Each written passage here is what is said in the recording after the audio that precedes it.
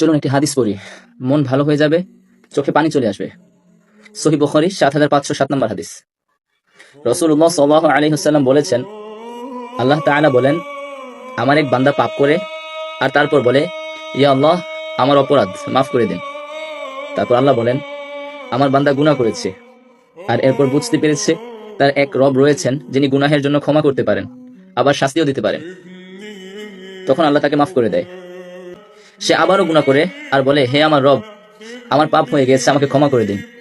তারপর আল্লাহ তাআলা বলেন, আমার বান্দা গুনাহ করেছে আর এরপর বুঝতে পেরেছে তার এক রব রয়েছেন যিনি গুনাহের জন্য ক্ষমা করতে পারেন, আবার তার বিচারও করতে পারেন। আমি আমার বান্দাকে ক্ষমা করে দিলাম, তার যা ইচ্ছা সে তা করুক। যতবার মন দিয়ে পড়ি, অনুভব করি, চোখ ভিজে আসে। এত মহানুভব মালিক আমার, এমন মালিকের দাস হবার সৌভাগ্য কজন মানুষের হয়? এতই মহৎ, মহান আর স্নেহময়, ক্ষমাশীল তিনি। তোমার ফিরে আসার অপেক্ষায় আছেন তিনি। তবুও কি তুমি বুঝবে না, ফিরবে না? নিজের গুনাহকে নিজের এত বড় ভাবছো এখনো? তার অপার রহমত আর ক্ষমার চাইতেও নিজের অপরাধকে, গুনাহকে বিশাল মনে করার দুঃসাহস কিভাবে করছো? এত অহংকার কেন তোমার?